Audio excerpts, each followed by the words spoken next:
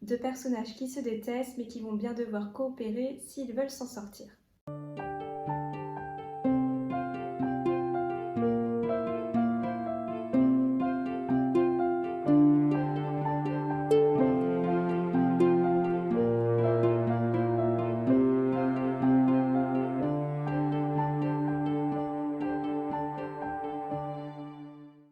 Bonjour amis des livres, c'est la chaîne du Cactus qui lit et pour les prochaines vidéos, je vais vous refaire un cycle sur les livres auto-édités et aujourd'hui, je vais vous parler de Andrei, l'Union des Reliquats. Andrei, l'Union des Reliquats est le premier tome d'une trilogie de dark fantasy auto-éditée par Garance de Jorna. Kaylor a un secret, un pouvoir particulier. Alors qu'elle était parvenue à se cacher jusque-là, le président d'Uxora la capture. D'un autre côté, Jake est un guerrier du clan Andrei, dernière cité libre, ou plutôt ce qu'il en reste après la guerre d'Enemeis. Guidé par leur rancœur, il va tout faire pour anéantir celle qui lui a tout pris, même à laisser un monstre rentrer dans son clan. À eux deux, ils vont devoir mettre leur animosité de côté pour œuvrer à un but commun. Andrei, l'Union des Reliquats est donc le premier tome d'une série de dark fantasy en cours de parution et écrit et auto-édité par Garance de Jorna. L'auteur nous plonge dans un univers de dark fantasy et ça, pour être sombre, c'est vraiment très sombre. Ne venez pas chercher de la romance ou de la légèreté. Ici, c'est plutôt violence, torture, trahison, vengeance. Les deux personnages principaux sont autant torturés et ravagés intérieurement qu'extérieurement. Nous avons donc Kaylor, une jeune fille qui se raccroche aux souvenirs de sa mère. Elle est marquée par la vie, elle a un pouvoir mais qui est plutôt une malédiction. Elle ne peut le contrôler qu'en se scarifiant. Donc si vous avez du mal avec ce genre de scène, vous êtes prévenus. Puis on a Jake, c'est un guerrier au caractère pourri qui se plonge dans l'alcool. Pour moi, il a été pénible à suivre. Même si on découvre son passé, j'avoue que ça ne m'a pas émue, car je l'ai vraiment trouvé très agaçant.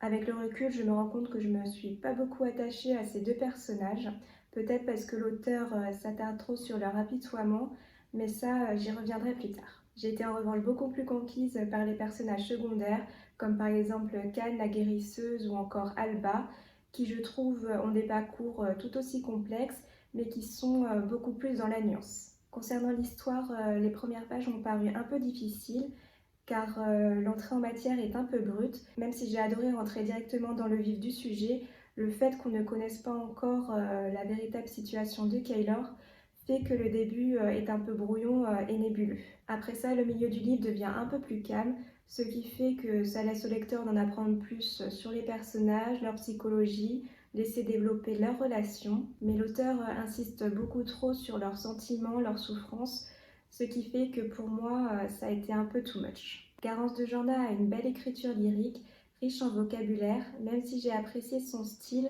certains passages émotionnels tombent dans le mélodramatique. À trop vouloir en faire, pour moi, ça a fait l'effet inverse et je n'ai pas réussi à développer de compassion ou d'empathie pour les personnages. Parfois, il vaut mieux savoir rester simple pour faire passer une émotion plutôt que d'en mettre des couches et des couches. Maintenant, pour l'univers, on est bien dans de la dark fantasy, un univers sombre avec peu d'espoir pour les héros. Il y a de la trahison, de la vengeance, de la souffrance et des larmes. Il y a peu de répit pour les personnages. On sent aussi que l'auteur a apporté un soin particulier à la création de son univers et c'est très agréable. Il y a même un bestiaire à la fin du livre avec des illustrations et des fiches détaillées. Donc on peut facilement se visualiser toutes les créatures atypiques qui parcourent Andrei. L'auteur nous immerge aussi facilement dans la vie du clan, ses traditions, son mode de vie. Puis la fin se conclut sur une bonne scène de bataille. La révélation de fin ne m'a pas surprise, mais par contre elle permet de redonner de l'intérêt pour la suite de l'histoire dans le second tome.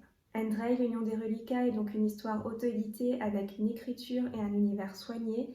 Même si ça n'a pas été un coup de cœur pour moi dû au fait que l'auteur insiste beaucoup trop sur le côté dramatique, le voyage est resté intéressant, le monde est complexe comme ses personnages et j'ai apprécié découvrir leurs secrets.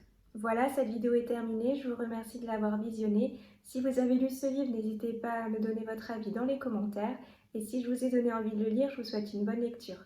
En attendant, si vous souhaitez faire plaisir à Cactus, n'hésitez pas à liker, partager ou vous abonner. À bientôt et prenez soin de vous.